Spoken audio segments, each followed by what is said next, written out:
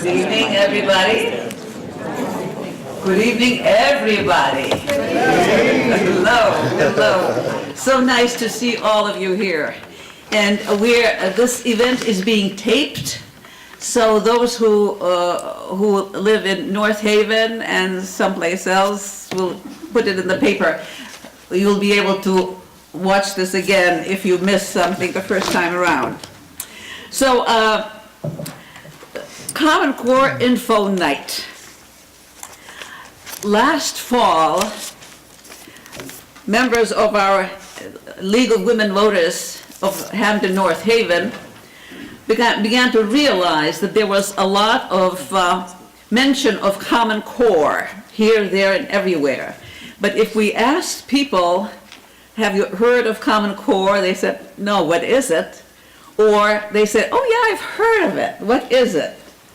And then we got the idea, because the League is, one of the things that the League does is try to provide information for citizens so that they can become fuller citizens, so to speak, more able to influence their legislators and so on. So we thought, all right, what we need to do is really to have a Common Core Info Night. Because one of the things we also noticed is that those people who knew something about Common Core were quite negative about it. So, but again, if you probed a little bit, you realize that it's really opinion, quite often not standing on facts. So, this evening is for all of us. So we invited 5 educators to educate us about Common Core. They will provide us with the bare facts so that we can stand our opinions on something. And then later, in the second part of the program, they will speak about their personal assessment about Common Core. And you will see that they have studied the situation and have come to different conclusions, which is also going to be very enlightening for us. Now, before we go any further, I wanted to introduce to you the League members who are helping out today. So please come forward. The League members who are helping out today. This is, okay. The first one is Andrea Aldrich and Ann Martinuzzi. They'll be the reviewers of your comments and questions. They'll review them for duplication and illegibility, so that I can read what you want to ask the panel. This is Diane Hoffman. She's going to be flitting around distributing index cards and pencils for you to write comments or questions, and you can do that throughout the program. Just raise your hand and she'll come by, and when you've finished your question or comment, raise your index card and either she or somebody else will come and pick it up and give it to the reviewers.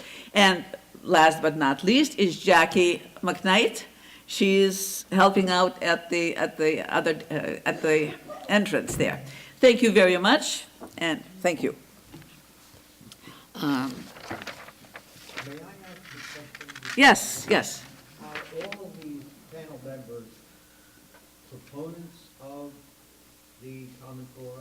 Question is, are all of the panel members proponents of Common Core? No, like I said, all of them have different opinions. But at the very beginning, they're going to just give you the bare facts.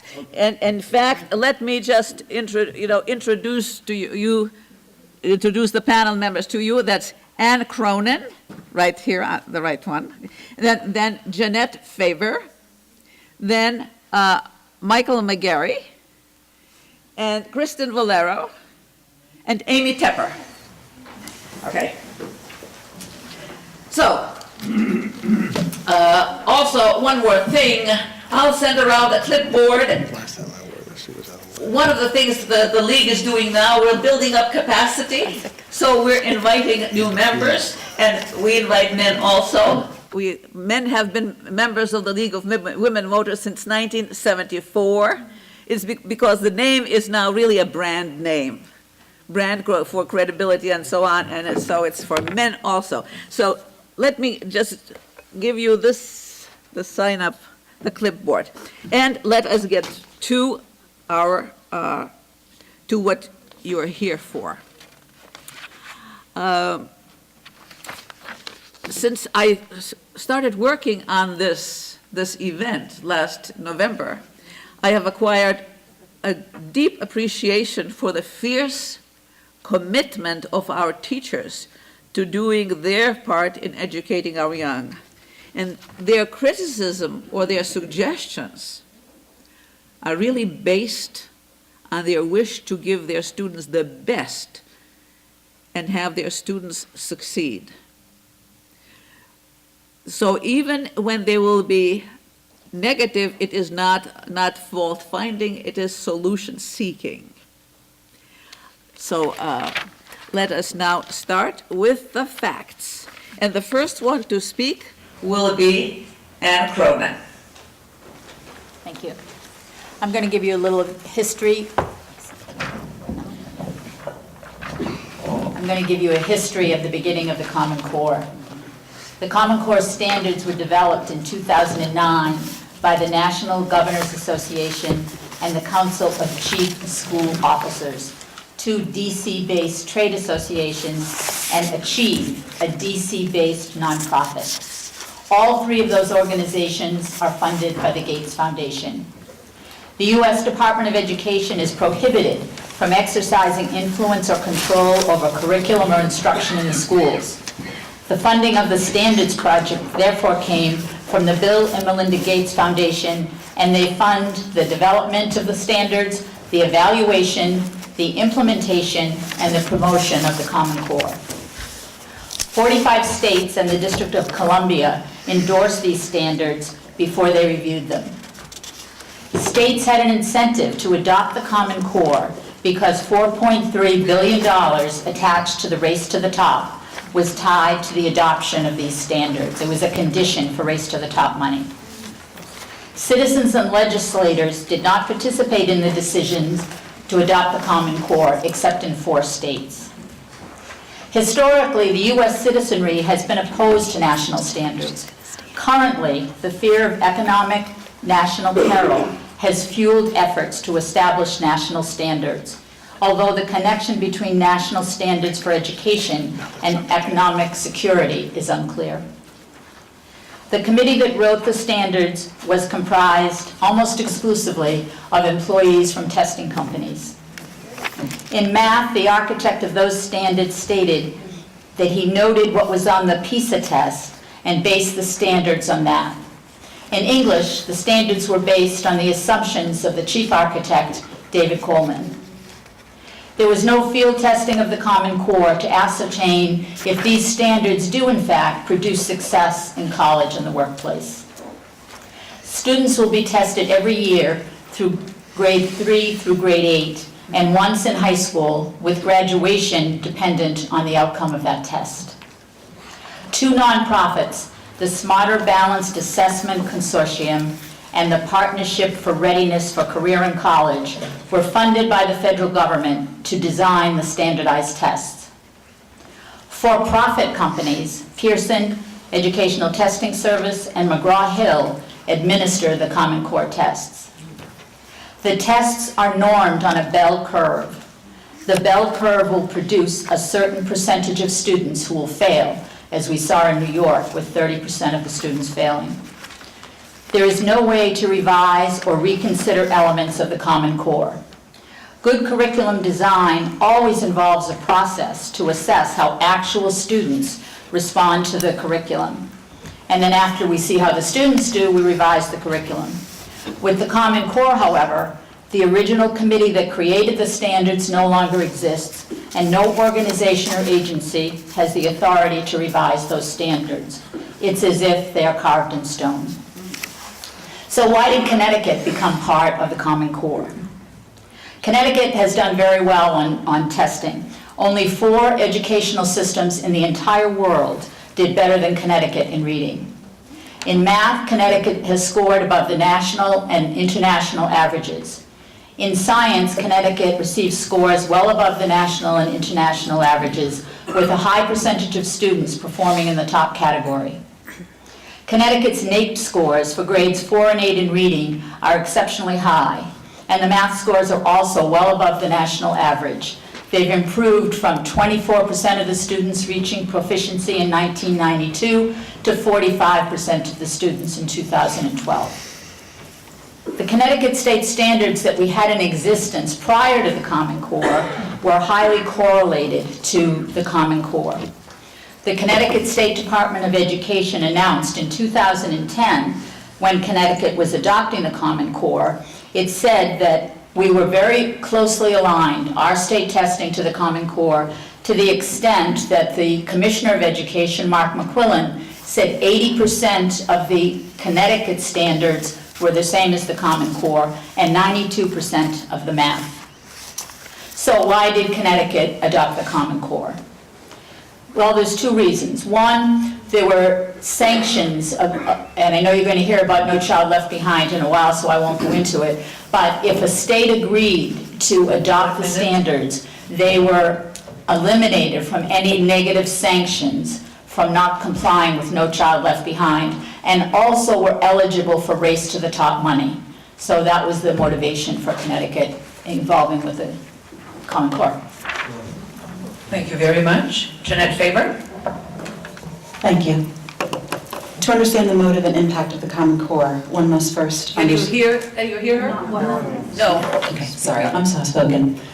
To understand the motive and impact of the Common Core, one must first understand how it is part of a larger education reform movement, and more importantly, one has to understand that there are many myths regarding the current state of public schools in our country. First fact, as a whole, there is not a crisis in public education in America. There is a crisis in areas where there are high percentages of poverty and intense racial segregation. We call these failing schools, but more aptly, these are schools that are being failed by society. The narrative of our public schools are failing is based off of an international test known as PISA. When we adjust international test score data to account for poverty, English language learners, and special education students, our students perform at the best in the world. The countries to whom we are being compared don't test all students. Also, for as long as the PISA has been given, the United States, which started taking the test in 1964, I believe, we've never been near the top. Yet we have and still have the world's strongest economy, and we drive innovation. Second fact, we presently have our highest graduation rates in history. In 2012, the Department of Education announced that the 4-year graduation rate was 78.2%. And we get to a 90% graduation rate when we calculate those who finish their high school degree in more than 4 years or attain a GED. We would like, of course, 100%, but the progress we've made in the last half century is amazing. And also today, we educate everyone, regardless of disability or limitations. Not all countries to whom we are compared educate everyone. We also test everyone. Fact 3, dropout rates are the lowest, are at an all-time low. Since 1972, what are called even dropout rates have trended downward. In 2009, the dropout rate was 3.4%.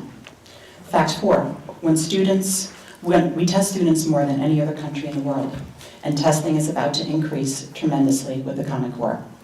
Fact 5, we have our highest test scores in history, but even though our test scores have increased for all groups, there still is an achievement gap. So all groups have moved up, but the achievement gap still exists. Fact 6, Connecticut has, like other states, has had its own standards for many years, and those standards never close the achievement gap. So the question is, will these new Common Core standards close them? And also standardized testing on the state level has been mandated since 2002 with the passage of No Child Left Behind. And just so everyone is clear, in 2002 when No Child Left Behind was signed, it mandated by the year 2014, that's this year, that 100% of students would be proficient in math and reading. And if you want to translate proficient to a score, that'd be like a B+, A-. So this law literally set an impossible goal. No Child Left Behind also mandated annual testing in many grades, so standardized testing has already been a focus for 12 years. That did not close the achievement gap. So would more testing, which the Common Core will bring, close the achievement gap? Fact 7, testing is not learning. Test taking will increase significantly under the Common Core, reported by fairtest.org. Fact 8, a one-size-fits-all approach is not the answer.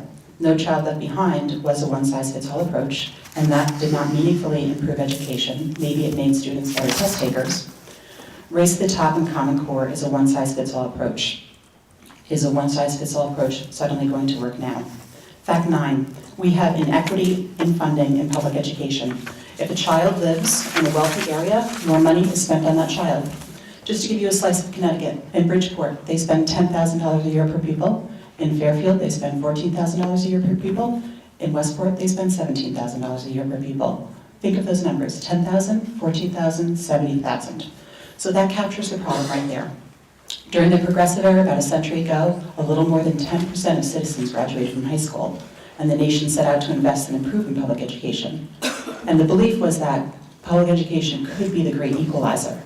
But we have failed to live up to that promise for a century due to how we fund education. And the last fact, the Common Core standards cannot be separated from standardized testing and the new teacher evaluation plan. They are all one and the same. They are all part of Race to the Top, which is an extension of No Child Left Behind. Thank you. Thank you.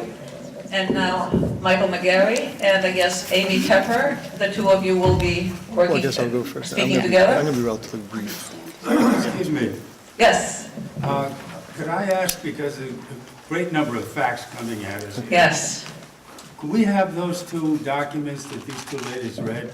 Could you post those on your website so that we can read them? Would that be available?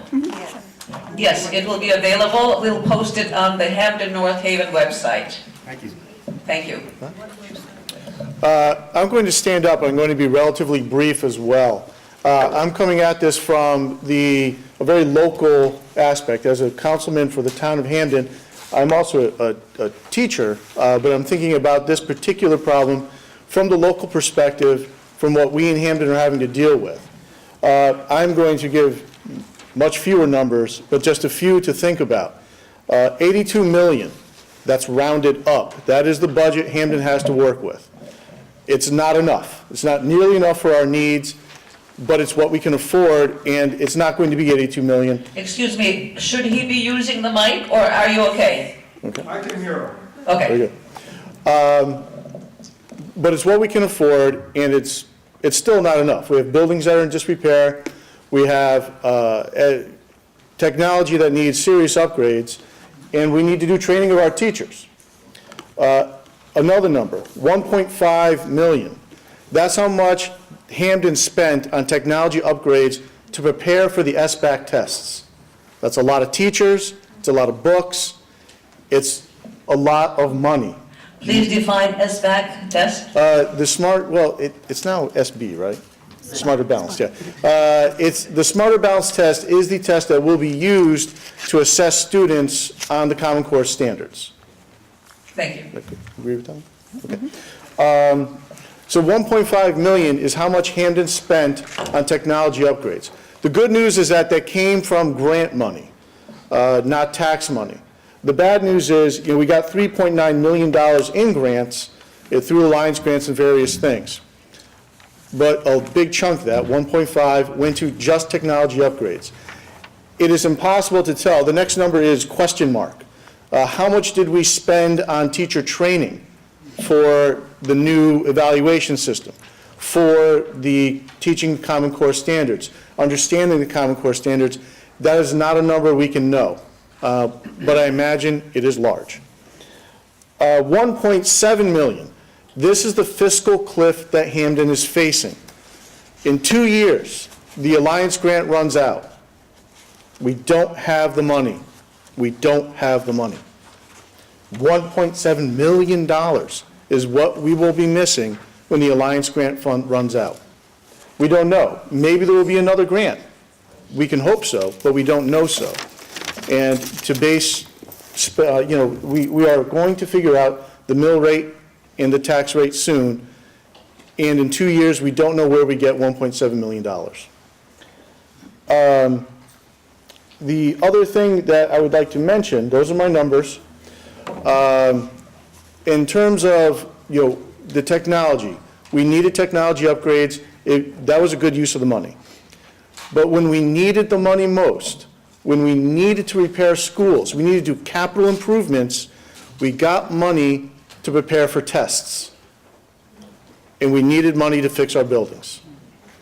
And that is my perspective as a local Hamden legislator. Thank you.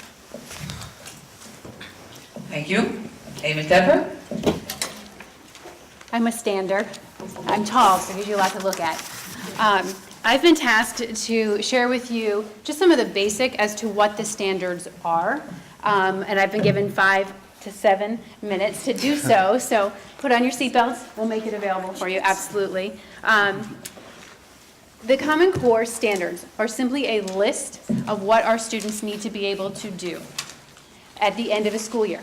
And we've broken the standards out into 2 categories. Excuse me, can you hear in the back? I can hear her, not very well. How about everybody else? I can get louder. Yes, you can do Don't it louder. you worry. You can pick up the microphone. I am actually, if you can hear me, I'd rather be off a mic, if that's okay with you. Okay, Common Core splits the standards into 2 sections. We have math, and we have what's called ELA. We want to use some of these catch terms tonight because you're going to be hearing them in the news, you're going to hear them at your schools. We'll help you understand them. ELA stands for English and Language Arts. Within the ELA standards, we've broken it down into 5 categories. So we've got reading, which covers our students' reading of literature and nonfiction. We've got reading foundations, that's our younger students learning how to read. We've got language, we've got grammar and the word use, speaking and listening standards, and writing standards. All of those fall under this one category of ELA. In math, we've got more of a progression where students will accomplish certain things at each grade year. The ELA standards were built on anchor standards. The anchor standards I have available, anyone can come up later and can take a look at them. They're also online, very, very accessible. They're built on anchor standards, and what the Common Core was built top down. We looked at a gap, not me personally, they looked at a gap between what students were reading at 12th grade level and what was happening when they entered freshman year of college. And there was a significant gap in the reading level and reading ability of students, as evidenced by the percentage of students leaving high school, going into college, requiring remedial work that we were paying for as parents. I was doing it, paying for as parents for non-credit classes. So we built from the top down. So an anchor standard, I'll read you one, give you an example. Anchor standard number 9 for the reading. Analyze how 2 or more texts address similar themes or topics in order to build knowledge or to compare the approaches the authors take. Now, I've been in first grade classrooms where this is happening because they're reading 2 versions of Cinderella and comparing. Certainly, we would have a more difficult task up at 12th grade level, but it gives you an idea of how they built the standards against these anchor standards. 3 important things to know about ELA. We call them the shifts. You're going to hear that. They're actually 6, condensed into 3, because I only have 3 more minutes. But they're condensed down into 3. First shift addresses what we call building knowledge. You're going to hear a lot of the controversy coming in as I mention some of these. Building knowledge through nonfiction. I'm an English teacher. I cry still when I read Ethan Frome. I still love literature. But we are introducing nonfiction from K through 5th because we want kids to be able to build knowledge about the real world from nonfiction. Have you seen the new nonfiction? It's mind-blowing. It's beautiful. My good friend in the back is a librarian here in Hamden, has made some available for you to be able to see what we all learned from in the 70s and what's now happening in our classrooms. Secondly, the second part of that is that the dreaded high school drop of literature. The Common Core standards state that we need to bring 70% of informational text into our students' day. That's not just in English class. That's across the day. That's in content areas. That's in science and social studies and the technical classes. It's not that we're going to lose all this literature. That's the first big shift. Second big shift, we need to have our students writing and reading using evidence-based from the text. So we need students to be able to pluck information out of a text to support their reasoning. We need them to be able to write about text and cite evidence. We need them to be able to go into the internet and find resources and use it in their writing. Third shift, whew, time limit is tough on me. Third shift has to do with text complexity. Our students, really starting at about third grade and up, will be exposed to harder and harder text throughout the year, scattered throughout the year with support from teachers to meet that gap that's happening at 12th to college. Those are the 3 ELA shifts. Do I have time for the 3 math? Quickly. Okay. Just to be a runner. The 3 math shifts have to do with what we call focus. We are known in the United States for mile wide, inch deep. I always mess up my metaphors and examples. We covered a lot, and if you've been in classrooms or you're a teacher, you know it's like a race. A month before standardized testing, it was a race. It was exhausting. I observed teachers. Hurry up, hurry up, hurry up was all I heard. We now have narrowed the focus in math so that teachers can focus predominantly on the key skills in kindergarten through 2nd. Number sense, addition and subtraction. We used to teach our kindergartners probability, fractions, measurement, money. We're focused now because then we move up in a progression. That's the 2nd shift. Coherence. We now are building our skills from the beginning. We used to scatter fractions, hit all the way from kindergarten. Now it's a logical progression through the skills. Last shift, 3rd shift, we call rigor. We've added rigor. And it comes in 3 parts. First part is procedural fluency. For all of you sitting out here, you're going to be excited. They're going to learn their times tables again. When you go out to the store and the cash register messes up and they can't figure out your change from the $20 bill, right? I can't promise, but I can only hope that will stop. Because they're going to be working on quick fact recall so they can be more efficient at mental math. They can work through problems effectively and efficiently with that quick recall. It's not just about flashcards. It will take form another way, but know that's in there.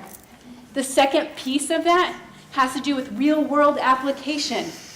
Kids have to understand how to solve problems out in the world with math, and how many times do our kids say, what do I need to know this for?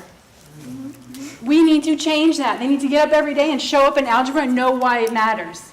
They need to understand why fractions are the gateway to algebra. And to finish the sentence? The last of the 3, has to do with conceptual understanding. So the goal with the Common Core math shifts or standards have to do with a deeper understanding of what kids are doing with those math concepts. So those should be a good, fast summary of what's happening out there. Thank you. Thank you very much. So this was a very quick read through of a lot of things. Now I think we'll have more time. Each of the speakers will have 10 minutes to really relax and say what they want to say to you. And this time we'll start from the other side, meaning, oh, wait a minute. We almost left one out. The quiet girl in the corner. Okay, Kristen Bolero, please. And I don't know if this works on that stand. Oh, it's a stand. Okay. And so my perspective is to take it a little bit differently because Can you hear? Can you hear me? Because he can hear everything. Okay. Stand. Can you hear me? Very different to talk in front of adults than it is to talk in front of students. And so taking it a little bit differently, taking the testing out of the equation, what are the Common Core standards and what do they look like in the classrooms? And the biggest thing that I can tell you is that it's not a first order shift, meaning that you use existing knowledge. This is actually asking people to take a look at what they know and what they don't know and to start to form new opportunities for our students. And it's important to remember through all of this that the standards are just a list of expectations. It is not the curriculum. The curriculum is still what's developed by the individual cities and towns. They still have the ability, I know I've written them, to form curriculum that is right for them. And then it's the teacher's job to take those standards and integrate them into the curriculum and into their teaching each day. The shifts to Common Core in the classroom now looks like inquiry-based learning. So in the past, where we asked students to memorize and regurgitate on a test in our classrooms, now becomes student-centered learning where they are having the aha moments. We're not asking them to have them. We're not giving them the aha moments. The students are having them themselves. We're no longer teaching kids to memorize by rote, but rather teach them to analyze, to generate, and test hypotheses. In the classroom, teachers will foster higher order cognitive skills, and the change, like Amy said, is to go deep and not broad.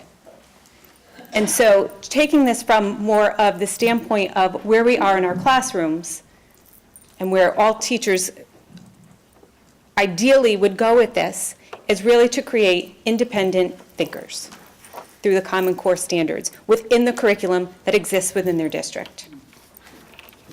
Thank you. I just realized that somebody doesn't know the alphabet, right? They were supposed to be in alphabetical order, the speakers. That's okay, that's okay. All right, like I said, yes, there are, remember, somebody is walking around with pencils and index cards. So just raise your hand and she'll be around to give you an index card and a pencil. All right? Okay. Now then, now we give our speakers, our educators, some breathing room to speak more in depth what they want us to know. So actually, we'll start from the other side, meaning Kristen Valera goes to go first. And so Kristen, it's your 10 minutes. You go first. We're going to switch. Amy's going to go, and then I'll go down the row. Let her catch her breath first. Go ahead. Okay. Does that work? All right, okay. The panel's revolting, the We're panel's flexible. Amy Tepper, 10 minutes, please. 10 minutes on the clock. Don't start it yet, don't start it yet.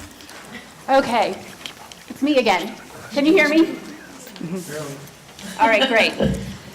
We're engaging in some I'm telling you, I've been a teacher, I'm a fast talker, but we're engaging in some high-paced, fast discussion here in this room tonight, so thank you for being here and being a part of it. I love conversation, I love that I get paid to talk, it's fantastic. My kindergarten teacher said to my mom that I had to find command of the language, so here we go. You've been hearing about a lot of conversations out there in the media, some really interesting conversations. You have been hearing some good conversation here in this room, and you'll continue as we move down the panel to hear some very diverse perspectives on what's happening. But what I want to talk to you about today is the right conversation. And it's not that there is a wrong conversation by any means. I'm saying that there's a right conversation for the right time. This is a big issue. We can have a conversation and talk about testing. Just testing, and you guys stay, bring your sleeping bags. We can have a long conversation about that. Implementation, how they're using the data, the design of the test. That's another conversation. We could have a long conversation about the test developer and the group behind it and Gates money.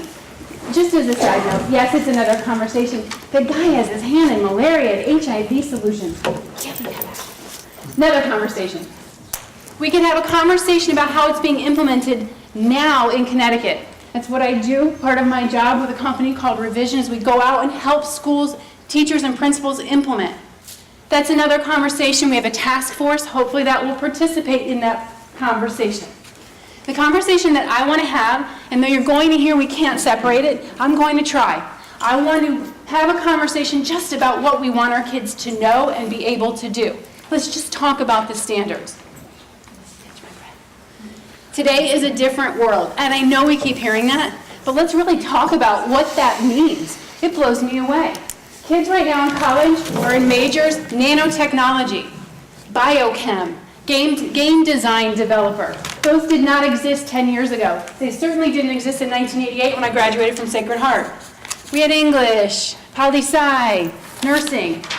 Kids are in jobs now called social media manager, cloud computing specialist. That's not a fancy word for meteorologist, by the way, I learned. 10 years ago, I worked for a superintendent. I was an administrator down in Florida. I'm from Hamden. I lived a long time in Florida. And he told me 10 years ago that I was preparing kids for jobs that didn't exist yet. He was right. How do we do that? We're still doing it. If we have, do you know iPhone hasn't even been out 10 years? We have 1 million apps for the iPhone. How do we prepare kids for jobs that don't exist yet? What do they need to know? So we hear conversations about there's no field testing. If we run these standards out and field test them for the next 10 years, then where are we?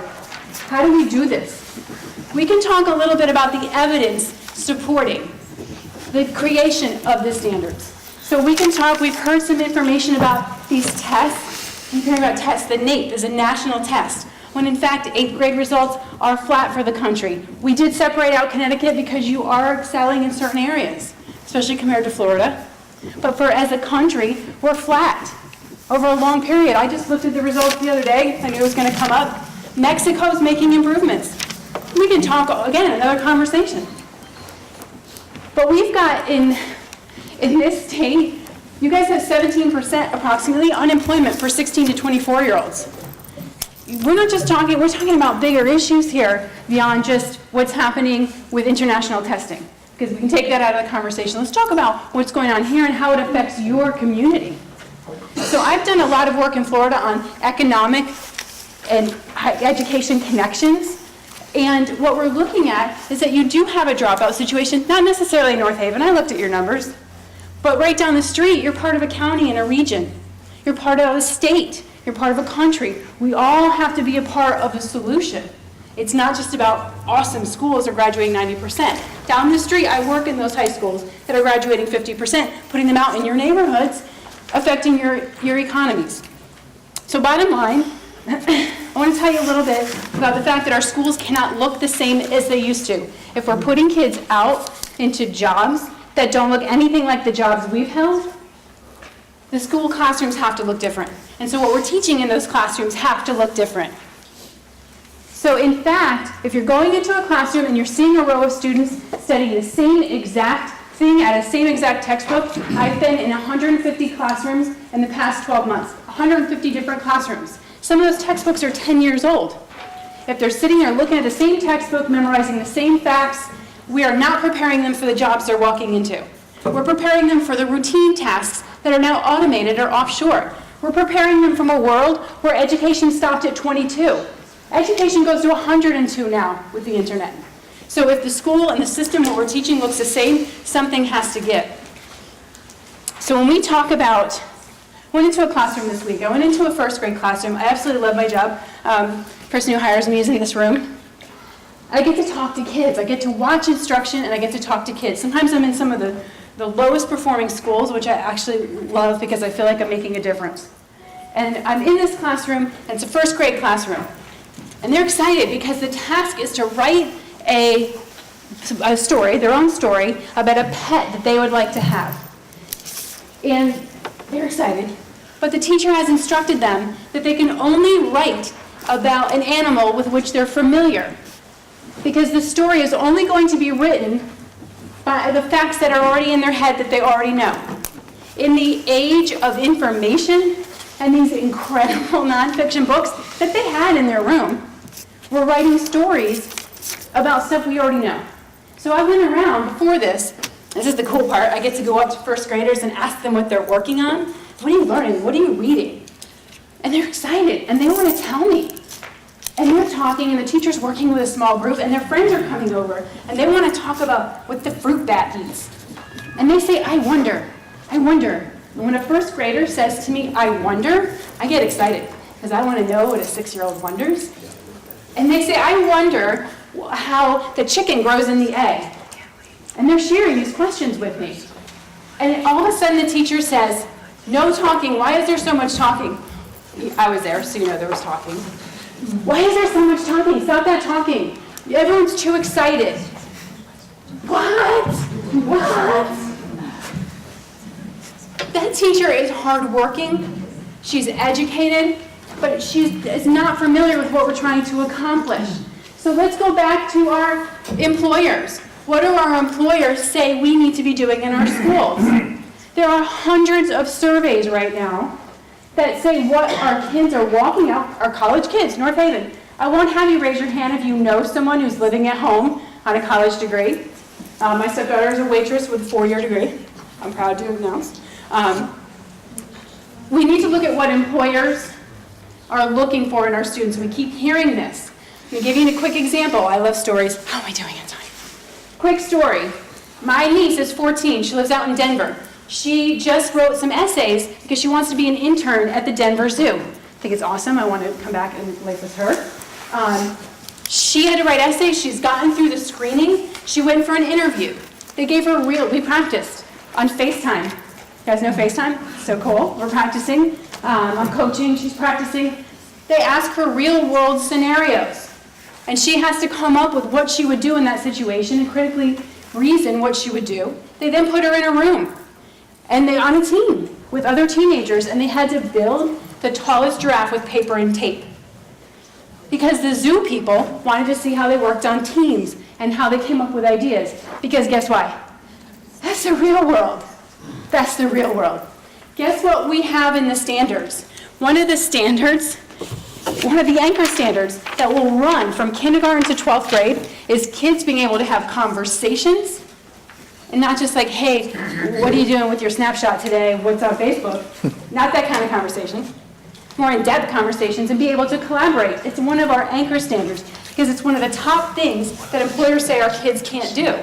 But we know, all of us sitting here, that we have to do it for a living in our jobs. Another example would be employers say that our kids cannot access information from the internet, analyze it, figure out, evaluate it. I mean, you know, you put in dog, you get like 40 million hits. Just time to finish the sentence. We know that the standards are pulling from what kids need to be successful when they exit our high schools. The last point I want to make, I'm out of breath. Last point I want to make is that, and Kristen will build on this, is that I coach teachers in the implementation of Common Core. It's not that they are not hardworking and dedicated, it's that they don't know what we're trying to accomplish. And that other conversation, that implementation and how to teach the standards is what I'm coaching them in. They don't know how to teach our kids how to collaborate. So I'm teaching principals and teachers how to teach kids to collaborate. So I just want you to know that from one school I go in from September where kids didn't speak to each other at all, after we've been working, I go into 5th grade classrooms where unbelievably engaging conversations are going on about a novel about the Holocaust. 5th graders, I can't even find the teacher because he's just in the middle, facilitating. So every day that I go back into these schools, I see it working and I see good things happening. And I'm not here today to sit on this end and say it's absolutely the be-all and end-all solution to all of our economic global crisis, but I want you to know it's a start. So thank you for having this conversation, and on to the next. Thank you very much. And we'll skip Kristen. How about Michael McGarry? Oh, okay. Every second one. We'll do it this way. All right, sounds good.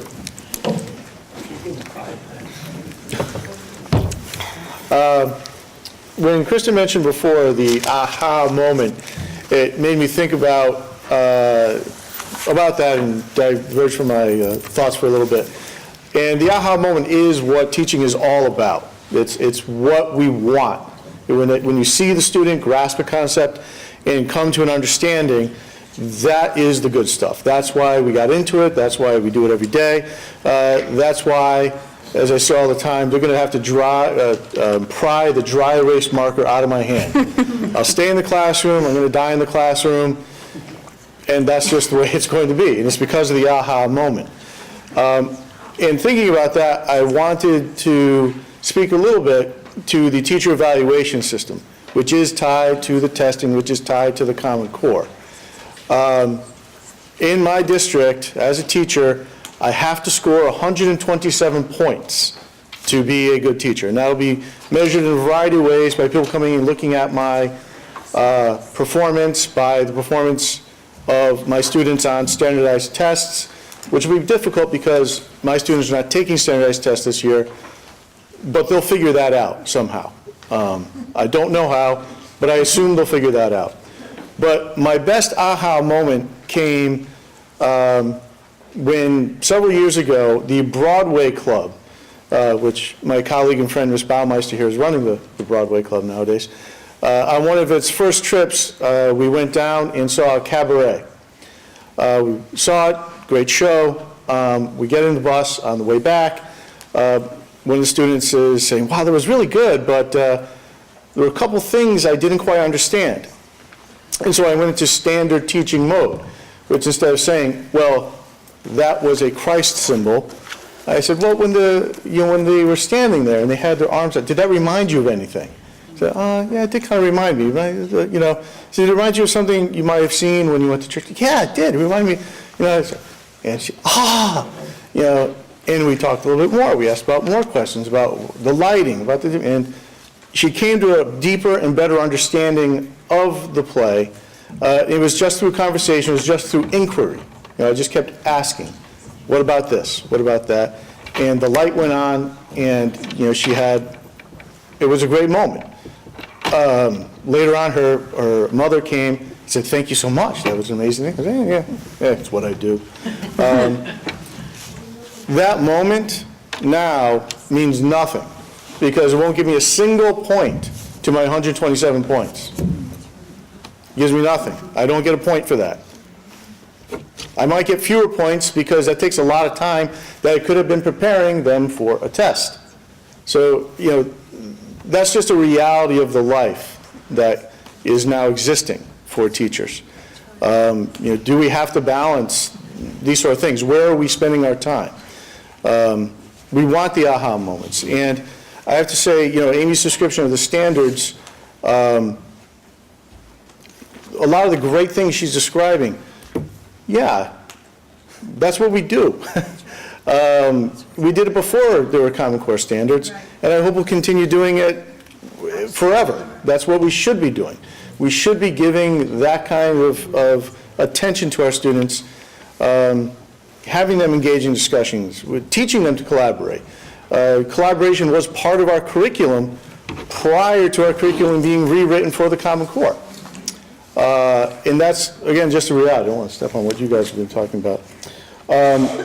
But the other thing, I'm going to circle back around to the funding aspect, because that's what I am very involved in right now. But the other thing, in preparing for this night, I spent a lot of time looking at numbers, but I also spent a lot of time talking to people. As my wife can attest to, I would say, what is your favorite memory of school?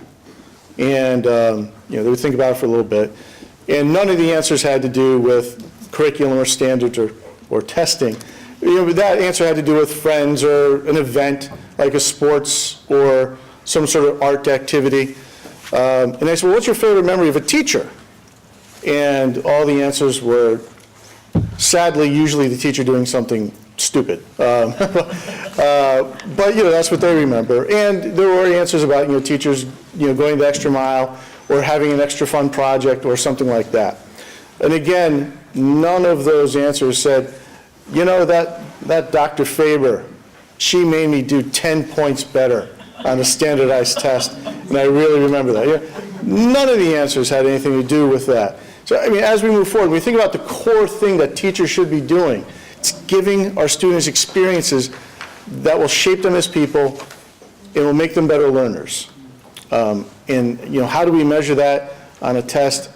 I don't know. I don't know if that's possible.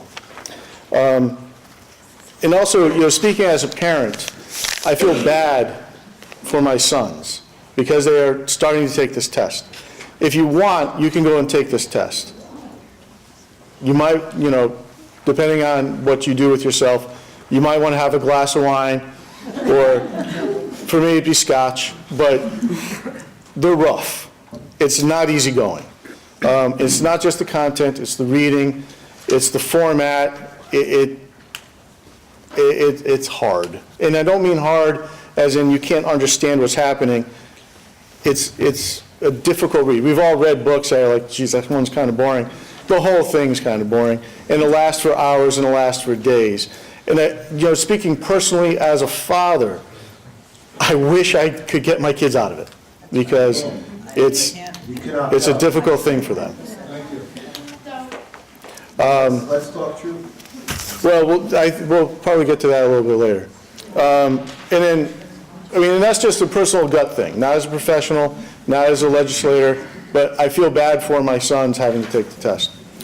And then finally, again, Hamden, we have a pension problem, we have capital improvement problems, we have serious ongoing structural problems with our funding of our schools, with our funding of our town services. When it was passed, we had the timeline, but didn't get up. When the bill was passed that had the race to the top money and funding and all that in it, we needed that money. Hamden did. We needed that money, but we needed it for things besides testing, besides preparing for the Common Core. We still have leaking buildings. We're still going to have to do mold abatement in those buildings. We still have to. We had a pension problem that's decades old. We still have. The mayor's done a good job addressing it, but it's still going to be a problem for years to come. We don't have the resources, and I wish we did. We got Alliance grant money, and that was good. It helped with the tech upgrade, but it wasn't enough. My older son said, they took a test yesterday, and there were many problems. And of course that's going to happen, but how much money does it take to make sure there's no problems? I don't know, but we don't have it. And we need Have to finish the Okay. sentence. So we're not going to raise your taxes that much, but we need to fix a lot of things that are broken. Thank you. Thank you very much. Now we'll skip to Ann Cronin. And maybe use the mic. maybe? Oh, sure. Is it on? Yes. Thank you. My task is to talk about the opposition to the Common Core. The opposition to the Common Core comes from both the left and the right. The opposition falls into 4 categories. One category is the standards are pedagogically unsound and academically deficient. Another category of opposition is that the standards will not change the educational system. A third category of opposition is the methods of implementing the standards have been flawed and expensive. And lastly, the federal government has overstepped its bounds. I am only going to address the first of those objections. I'm going to talk about the academic and pedagogical worth of the Common Core and what other people have said about that. The U.S. ranks 4th in the world in the percentage of adults with college degrees, following Canada, Israel, and Japan. So in a sense, we can wonder, what's all this fuss about? The concepts of rigor and standards and accountability appeal to us, though. We like those. Yet when the most knowledgeable in a field look at the Common Core standards, they often find serious problems. For instance, 500 early childhood educators, pediatricians, and professors of child development have signed a joint statement that the Common Core standards are developmentally inappropriate for children in the early grades, and express their grave concern about the Common Core. They state in this letter that the Common Core standards are not based on research, will promote inappropriate instruction for children that age, and will hamper the social and emotional development of children. Also, involved in writing the standards has been a total of 135 individuals who wrote or reviewed them. Not one of those people was a K-3 teacher or an early childhood professional. Amen. Amen. And in another field, James Milgram, a mathematics professor emeritus of Stanford, served as the only mathematician on the Common Core Validation Committee, which is a group asked to respond to the Common Core, not change it, but respond to it. Milgram refused to sign off on the Common Core because he said that the standards do not match international expectations and leave U.S. students 2 years behind students in high-achieving countries. He is concerned that the goal of the Common Core is to equip students for math at a community college level because the standards end with Algebra 2, and do not provide students with the math that they need to pursue substantive careers in engineering, math, and science. Jason Zimba, the chief writer of the Common Core math standards, has repeatedly stated that the standards make students college-ready for math at a community college. Another opposition was from 130 professors from Catholic colleges and universities around the country. They have urged the U.S. bishops to not allow the Common Core into Catholic schools because of the inadequate education they deliver, particularly regarding literature and mathematics. They wrote that the Common Core standards are deeply flawed and will limit the horizons of their students. And we all know that none of the private schools, the prep schools that are base their education on preparing students for college, have adopted the Common Core. In addition, 545 principals from around the state of New York, who are a year ahead of us with the Common Core, sent an open letter to the parents of all of the children of New York, objecting to Common Core testing because of the lack of quality in the tests themselves, the methods the testing companies use for determining acceptable scores, the negative impact on the achievement gap, and the financial strain the tests are putting on schools. In addition, the National Council of Teachers of English has not endorsed the standards and have stated that the Common Core standards will bring the teaching of reading and writing back 50 years. Sandra Stotsky, Professor Emerita of the University of Arkansas and architect of the highly regarded Massachusetts State Standards in English, was the language arts expert on the validation committee.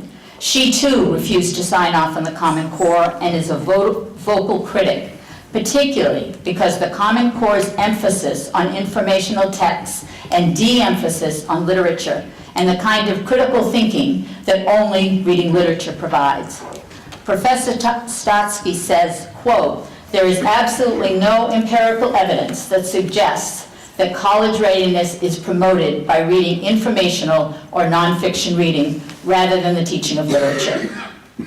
And now I'd like to, my field is English language arts, so I would like to talk a bit about the shifts that Amy referred to earlier. Two of those shifts say that students with the new Common Core will now talk about evidence in literature as they read and as they write. That is not a shift at all, but that's the heart of teaching English. And as Mick has said, that is not new for any of us that have taught English. To ask students for text evidence as they read and to use text evidence as they write is the meat and potatoes of English teaching. And I'm sure you all remember your high school English classes. And to state otherwise is misleading at best. Standards for reading literature and for reading information with the Common Core are mirror images of each other. There is no acknowledgement that to read an article about plant life in Vermont requires skills different from reading Hamlet. And no acknowledgement that each kind of reading produces different kinds of thinking abilities in students. In fact, reading literature produces the exact kind of complex thinking that colleges require. Complex thinking that interprets data and evaluates ideas. The approach to teaching writing on the Common Core is also limited. Students are asked to write to a formula with only one of the three kinds of thinking valued.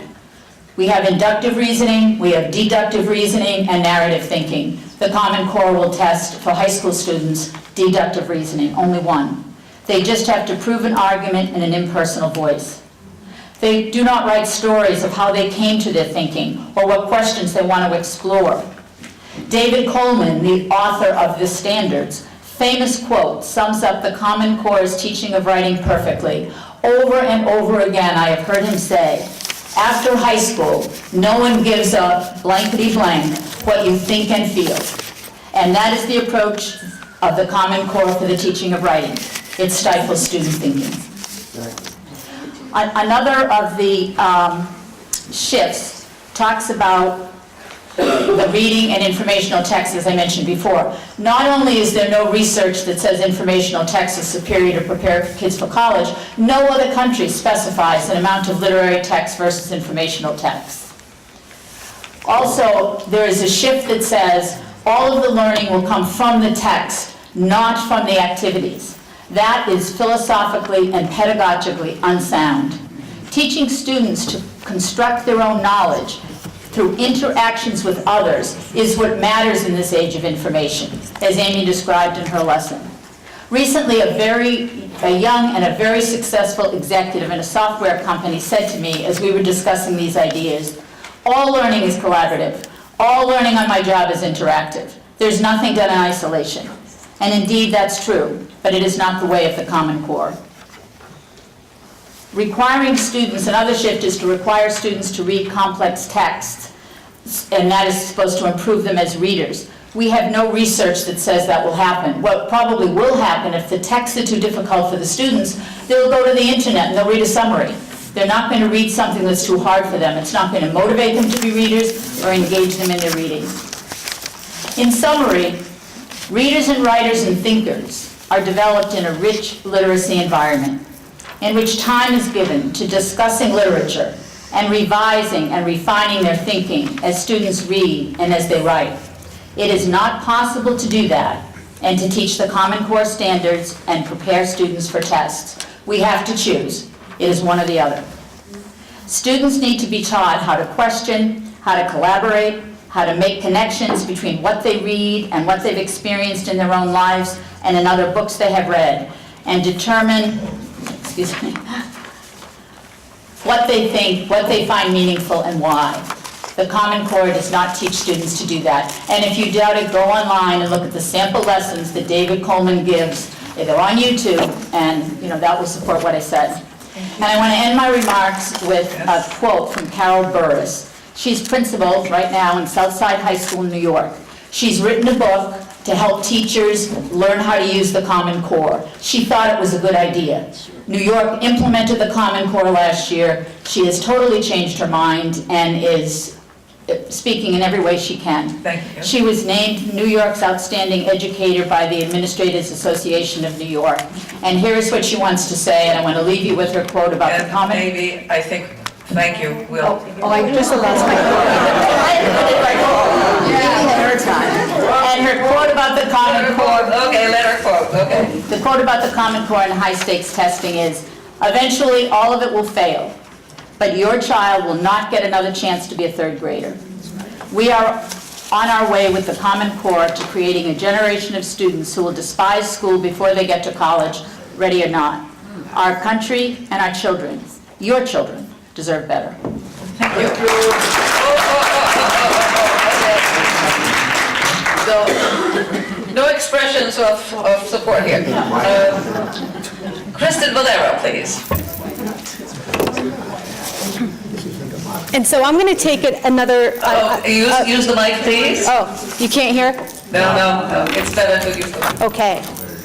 I'm going to take it from another angle as a classroom teacher putting into practice good teaching. Like I said, I've been on committees where curriculum has been written. We have examined Common Core. We've unwrapped the standards, which means we took the standards and looked at what were they really asking. Never once, as a teacher, would I take a piece of literature and throw it out. That is my take on it. That's the curriculum that we all agreed upon as a school district moving forward. What I did with it was sat with kids and had a discussion.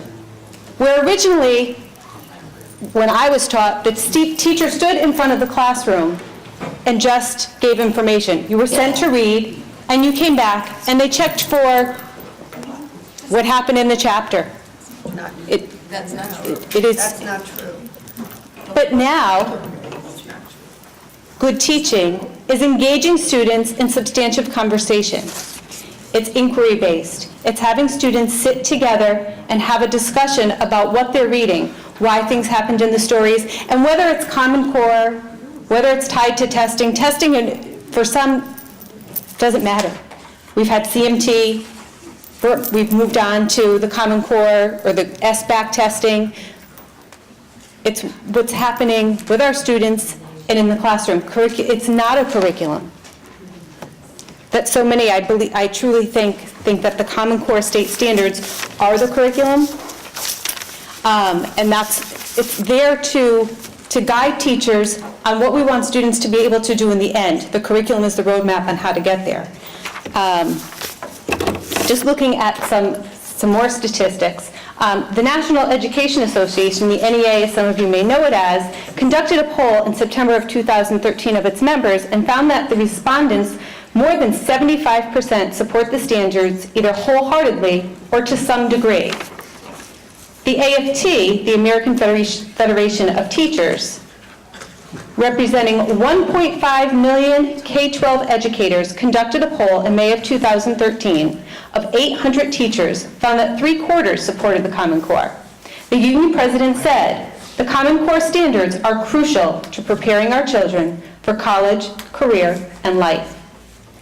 And a recent survey of principals conducted by the National Association of Elementary School Principals found that of the 1,100 principals from 14 Common Core states who responded, more than 80% agree that Common Core has the potential to improve conceptual understanding, increase student skill mastery, and create more meaningful pictures of our students. So I think what we're all trying to point out is that there are two views to every story, but the key is, like Mike said, it's the aha moments of our students. It's watching the education come to life. And just from the eyes of a student, they're engaging on authentic tasks within the classroom, and here's what 2 of them said. On the way out of the classroom one day, as a teacher, the student turned and said, "This was so real." And as a supervisor going in and working with teachers and students in the classroom, Amy talked about students reading a book in 5th grade about the Holocaust. In the school I work in now, students were reading the same book. And the student said, "I have so many more questions that I want to know, because I want to know if Hannah's experiences were true." And we were able to bring somebody in that was part of the Holocaust to speak to the kids. And they too said, "Wow, it makes me want to read more about this." So it can't be all that bad from the teaching and learning standpoint. Not testing. I'm taking testing out of the equation and just looking at teaching and learning from a classroom standpoint. Thank you very much. And now we will finish with Jeanette Faber, please. Thank you. I have 4 points to make. The first one is that top-down approaches have never worked, and they're not going to work now. I've been a classroom teacher, a high school English teacher, for 18 years. I started in 1996, and in most of my career, I can say with certainty, teachers are simply not part of the process. We're constantly reacting to top-down mandates. Teachers were not part of the process in developing Common Core. It was largely created by testing companies. And since No Child Left Behind, all attempts at education reform are not led by educators, but by policy makers, lawmakers, philanthropists like Bill Gates, and people at Walmart. Or it is being run by people who have not been teachers. Our country's Secretary of Education, Arne Duncan, has never been a teacher. Connecticut's Commissioner of Education, Stefan Pryor, never a teacher. Our quote leaders, educational leaders, are actually corporate reformers. We are suffering through a reform error that is not rooted in professional expertise. To improve education, we must focus on innovative instruction, which if you came into my classroom, you would see. That's truly rigorous. The Common Core standards are not truly rigorous, as much as people like to say. They say that they are preparing students for 21st century skills, but they're not. The 21st century skills they need are being collaborators, problem solvers, critical thinkers. The Common Core claims that, but they're really rooted in 20th century paradigms. But one such paradigm that the Common Core standards are rooted in is this top-down approach to attempting to solve our problems. In a country with the strongest educational system, Finland, teachers are the experts, and innovation comes out of the classroom with excellent teachers leading the way. In fact, Finland does the exact opposite of everything we do, and they are succeeding. The new and inadequate Common Core standards, along with much more standardized testing, will not get us where we need to go. My second point, again, picks up on this false claim of 21st century skills. My expertise is in English education. I earned a doctorate in English education from Columbia University's Teachers College. My dissertation explored the evolution of reading theories in the 20th century and offered insights based on my own practice of how reading theories need to develop in the 21st century. Part of the evolution was away from a reading approach known as new criticism that was developed in the early 20th century and was strongly in place by the 1940s and 50s. New criticism demands that the reader only interact with the text as if it's an isolated artifact, that like it exists in a vacuum. It doesn't allow a reader to read one's own experience in text or make connections to other texts or to historical or biographical context. It does not allow readers to apply other lenses, as my students do, through which to interpret a text.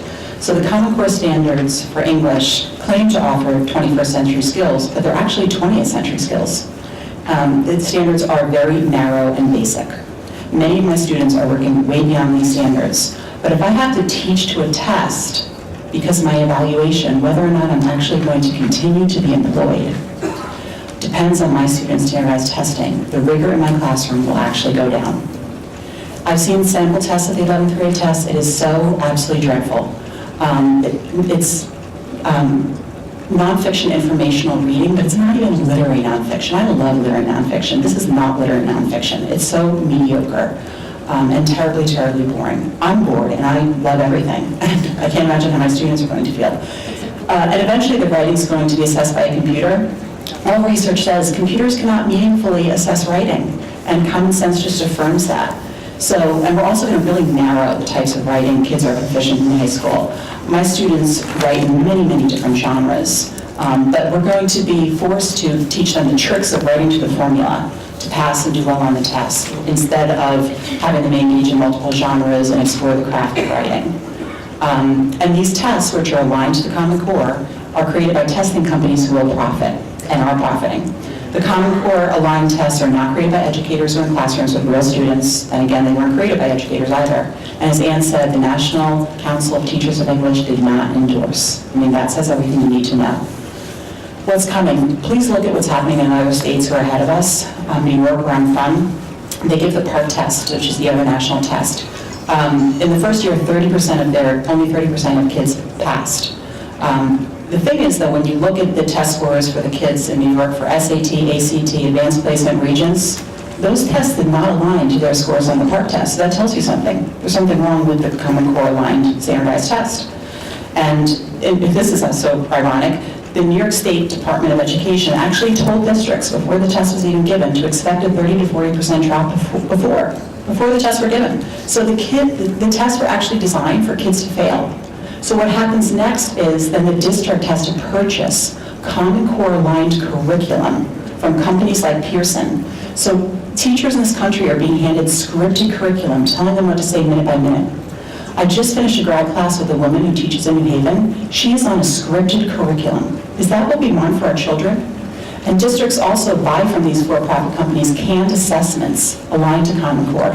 So your tax dollars are going to for-profit companies instead of to proven ways of improving student learning, smaller class sizes, hiring and retaining effective teachers, meaningful professional development.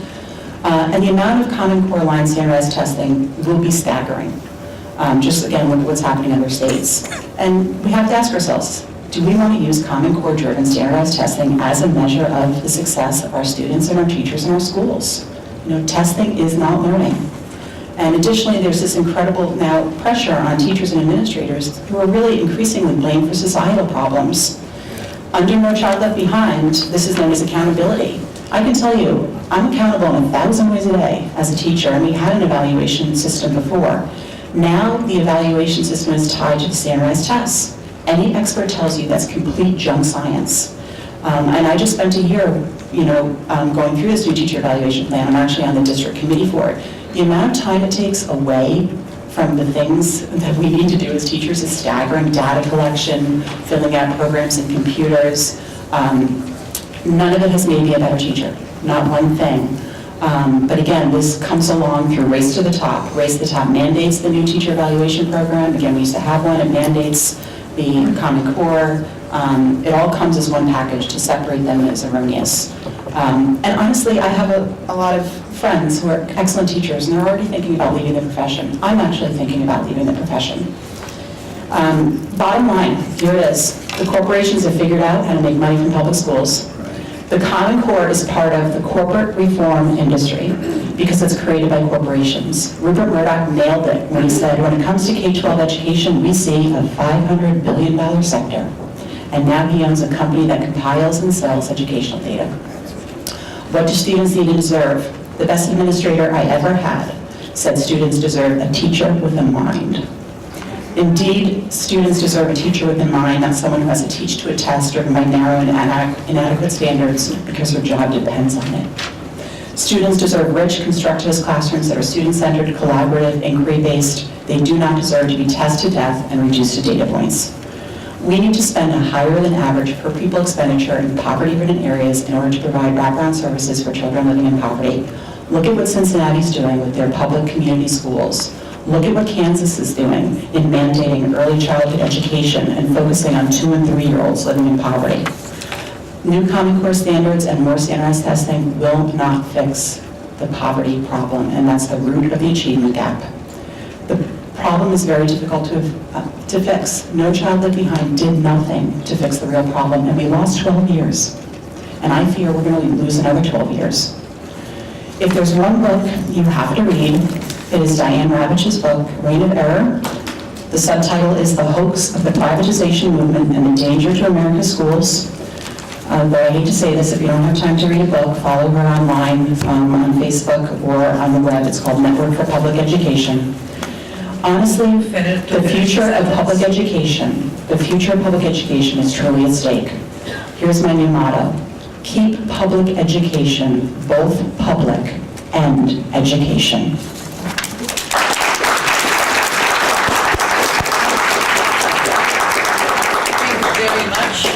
Thank you very much. And now it is the time for your insights.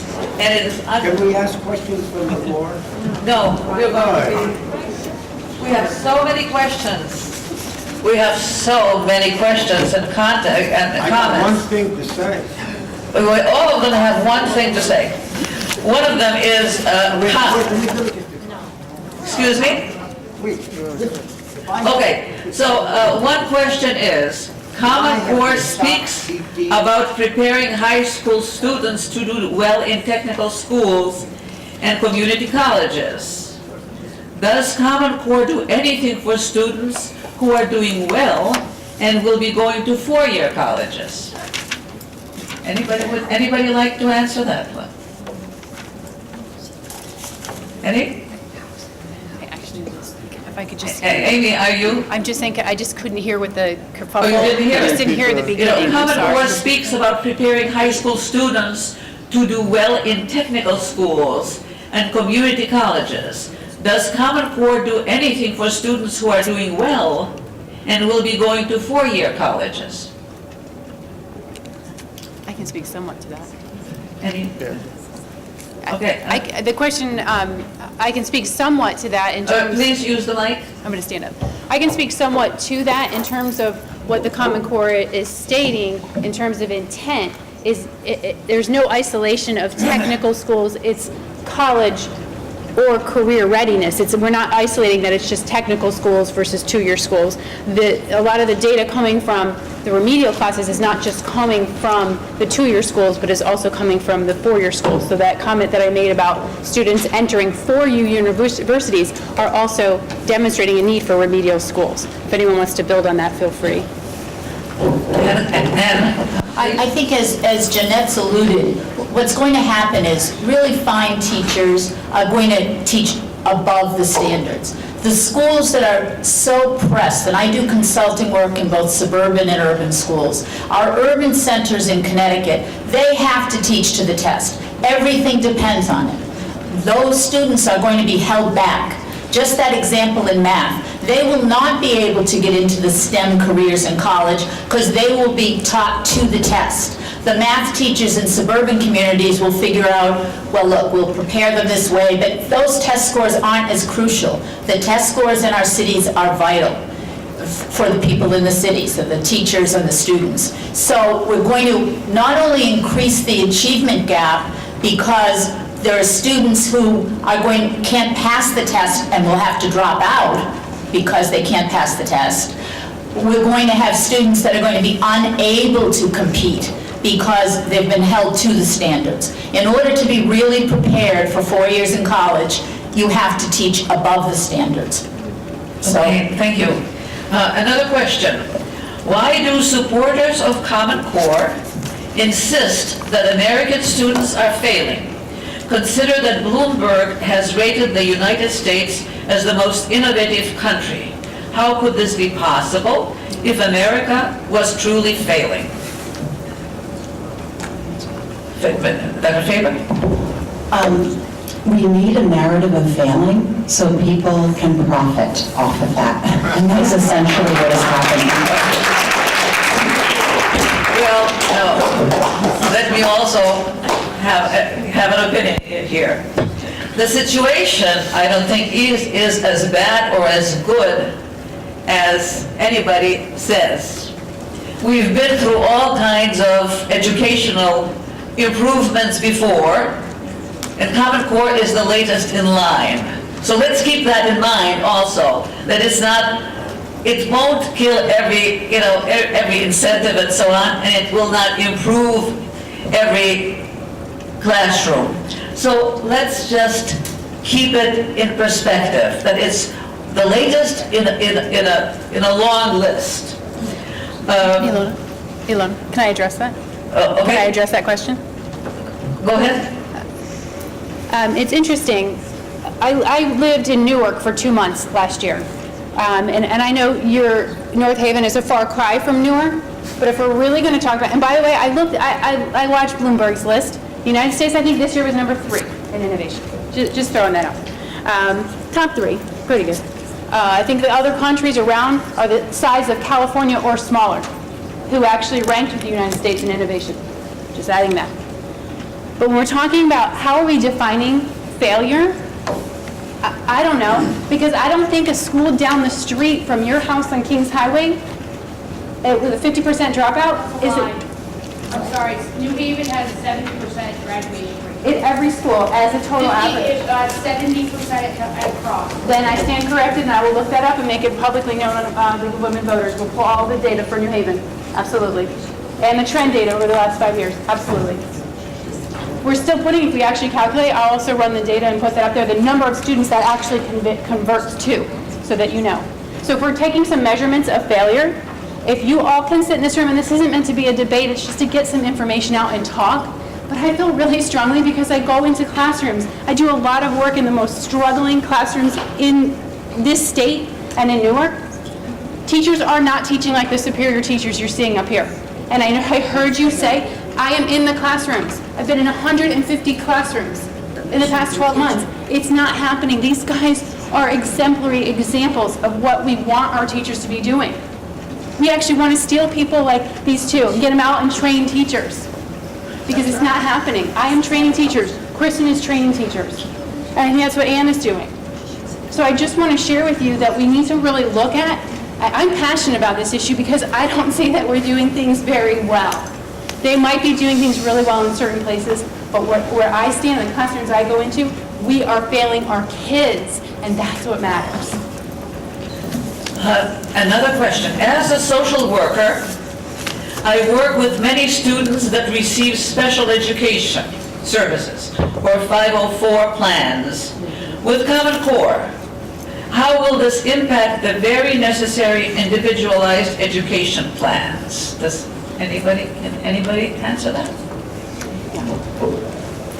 Just yesterday, I was speaking, 2 days ago, I was just speaking with our speech pathologist who works with a lot of special education students. And in the past, when they had the standardized test, they were able to modify the test if the student was like at a much lower grade level.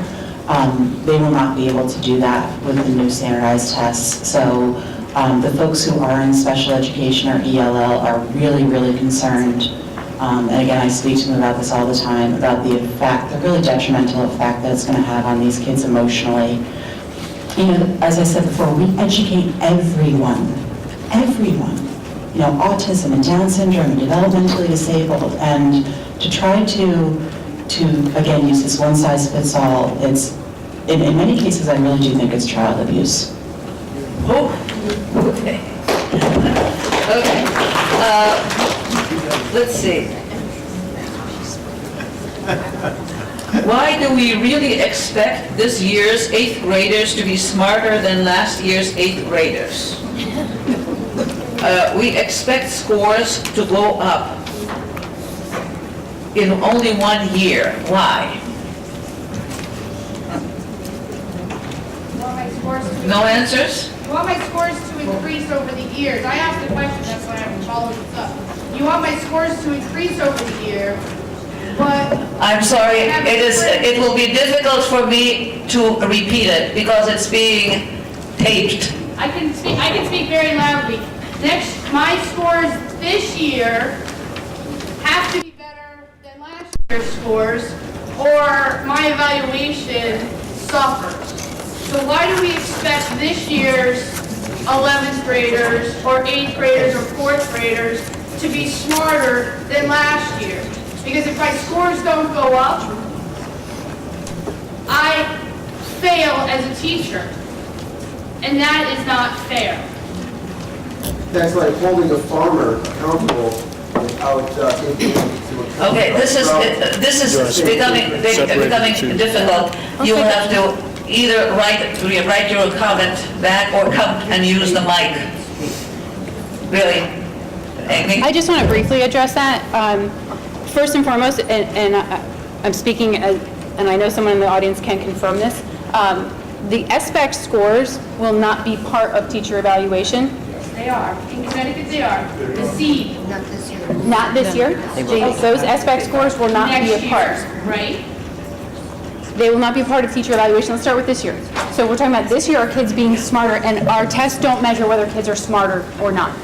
I know it's an easy way to, we're just kind of quickly summarizing. We don't measure if they're smarter, but we're also not measuring teachers' performance this year on the SBAC. I just want to make that quick point. All right, and Ronan? I would just like to add a point. Both No Child Left Behind and Race to the Top are founded on the premise that students' lack of success is due to their teachers.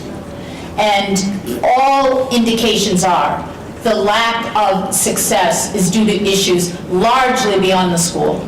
Poverty, racial separation, those are the issues that as a society, if we could put our money into addressing those issues, that's how we're going to have achievement. So, Is there a real figure on how educators feel about Common Core? Is there a real figure, I guess, research? A little while ago, Kristen shared some numbers based on some surveys. The CEA conducted a survey that said the vast majority of teachers support Common Core. They actually surveyed less than 1% of CEA members. I think it was like 827 members, and it was really before the Common Core was implemented. If you're just using me as a barometer, every teacher I know is opposed to every single aspect of education reform. I don't know who anybody isn't. So again, my statement's not statistically reliable, but neither are these surveys that the CEA and NEA are doing, because they were just really, they are not statistically valid based on how many people answered them. And at the point they were answering them because they really hadn't gotten into it yet, the teachers hadn't. Another question, can every student know how to take the tests on the computer? Because the tests will have to be taken on the computer, is that? Yeah. Even the writing. So will all of the students be proficient enough in the use of a computer? Well, let's see, how about, Michael McGarry, do you have an answer? No. As young as third graders are having to take this on a computer, it's going to greatly affect their performance on the computer. I tried taking this test on a computer and I had a really difficult time. There are a lot of glitches on it. I'm positive, and they're already talking about it, how the test scores will be affected by their taking it on a computer, especially with the younger kids. So it is a real concern. They're teaching the third graders how to do it on a computer. I have a third grader, and they're being excellent about practicing and teaching them. This is for Ms. Tepper.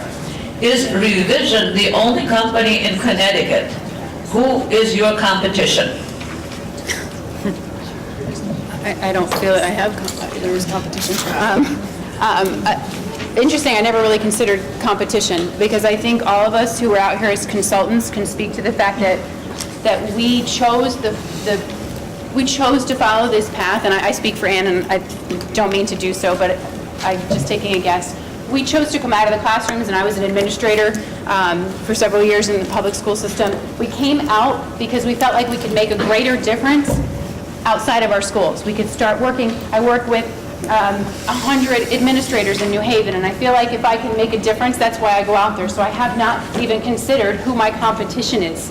It's not, I choose to do this because I've been in it for 2 decades, and because I'm committed to giving kids every opportunity to be successful. And I feel like so many teachers are not like the ones sitting up here, that I have something to share with them. And I can promote growth in their classrooms by training principals to recognize good practices, and how also to share with teachers effective teaching practices to improve their practices, because it's about the kids.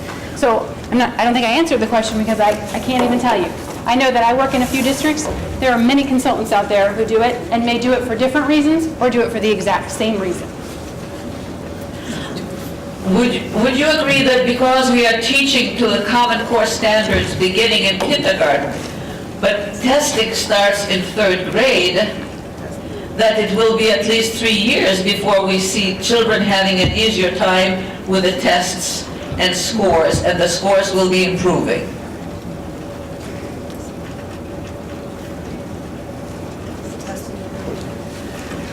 No? I guess one question is, how much of your children's time do you want to be spent on helping them to take those tests and manage that computer? I live across the street from a school psychologist in the Hartford Public Schools, so those children are crying. They cannot manage those computers. How much of the 180 days are going to be devoted to preparing students for tests? And then how happy are we going to be if those scores go up? And what does it really mean? What does it really mean? Massachusetts has the highest test scores in the country, and they rank in the middle of college completion for their students. What does high test scores give us? Thank you. The comment was made that classrooms have 10-year-old textbooks in them. Instead of focusing on brand-new programs and standards, why has the focus of money and time been on updating textbooks, learning tools, and school buildings? Why hasn't the focus of money and time been on updating textbooks, learning tools, and school buildings? I guess you really don't have an answer to that. It's just something that a person wanted to ask. The answer is we have to. You know, we get the money, it has to be spent, we have to be ready to administer the test. You know, I know the IT people in Hamden worked like maniacs in order to be ready to administer this test. Even so, there were some problems, and I don't blame them for that, because there's always going to be problems. Just like the question, you know, will all the students be able to do, you know, operate the computer? No, not 100% of them will, but they are getting trained to do it, but no, not 100% of them will be. But, I mean, the answer is we have to. So, you know, you're told you have to do something, you get money to do it, you do your best to do it. And I think the staff of the Board of Education has done a really good job getting ready. Even though I'm not a big fan of standardized testing, they've worked as hard as they can. My understanding is that each test costs $22 to be given without a budget for the scoring. How can the state afford this additional testing? Is that Mr. McGarry, is that again? Well, I would say in this part, there's already, you know, the CAP test and the CMTs have been administered for a decade. So that actually might be revenue neutral. You know, the money we have to spend for the SBAC or SB test will hopefully be the same as we spent for the CMT and CAP testing. It is different in that it is an online test or a computerized test. That upfront money has, you know, that's been onerous. But I don't think it'll be additional, because we have been doing testing. There's money in budgets for that. we're going to be doing different testing, but hopefully that would be revenue neutral, I'm hoping. Could I just add, I have read that the state of Georgia withdrew from the testing part of the standards because of the added cost it's going to be over the Georgia state testing. And I also would like to say Indiana legislatively just pulled out of the whole thing. So there are options. This is for Mr. McGarry. What are the 127 points that teachers need? There is a, okay. I'm going to stand up for this one. Yeah, there's a wheel. Yes, there's a wheel with different, it's a pie chart. And so 5% comes from parent survey? 5% will come from a parent survey administered. So 5% of my evaluation will be on this survey done to the entire school, parents. 45% will be classroom observation, and 40% is 40%? testing. 40% will be some standardized testing. The students I teach, they don't all take standardized tests. So I've done some, I've just built into my work assessments that I'm administering myself. I have to say, when I gave my first assessment this year, I said, this is strange, because it's in my self-interest for my students to do bad on this, on the initial assessment. The worse they do, the better for me. I don't like being in that position. I don't think that's a good place for a teacher to have to be. Because, if they did horribly and then I bring them up, I look like a great teacher. I'm also the one doing the assessing. That is not right. I don't agree with the way I'm being evaluated, but to have me doing the numbers? Why would I not cheat? I mean, it's just, it's right there. Why would I, you didn't do this? That's not right. No. No, you're right, but that's the only thing keeping me from not cheating on it is my own personal integrity. And that's, obviously I'm not going to cheat, and I'm going to bring them up. But it's an odd situation to be in. So it's classroom observation, my immediate supervisor comes in, that's the best part of it, we talk about teaching, it's good. Survey, and there's also a school-wide goal. What is that? It's based Reading on and formative writing? and summative assessment. Right, so, and there's also a school-wide assessment. We're not entirely clear as to what that will be. But then there's a matrix it goes into. I can get ranked from 1 to 4, then it is multiplied by either 0.7, 0.4, or 0.4 to get the number. And so there's the different dimensions. There's a graph. Yeah. And so that 127 is what I need. Yeah. Just so you know, I think Bill Gates has spent about a total of $2 billion, and the teacher evaluation program, we did have one, we did have a plan, it's not like we didn't have one, but he really believes that there is an algorithm that can reduce a teacher to a single number, and when I heard Diane Roberts speak, she jokingly said he hasn't quite figured out the algorithm yet, and the reason for that, there really isn't an algorithm to assess how good a teacher is. Speaking of good teachers, here's something nice for Ms. Valero. How do we ensure that teachers follow your views, and so that students can achieve their own aha moments?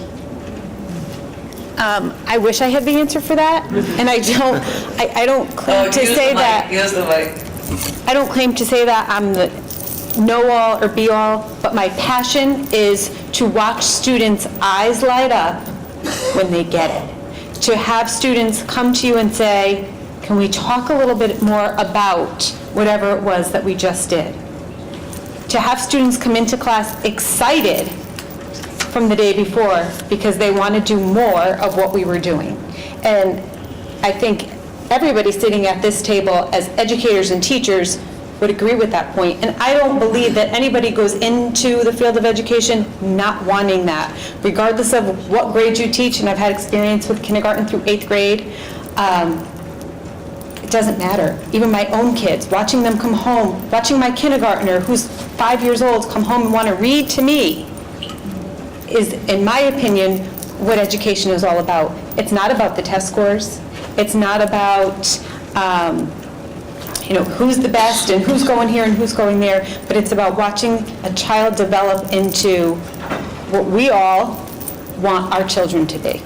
So I can't tell you if everyone's ever going to think that way, but I know that the panel sitting here, regardless of our views on Common Core and state testing and money's being spent in which places, every single person that sits at this table wants the best education for the kids that come before us each and every day.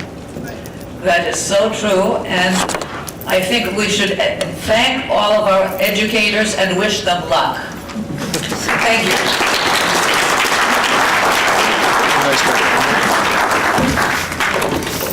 Like that together. The end of this. Thank you very much.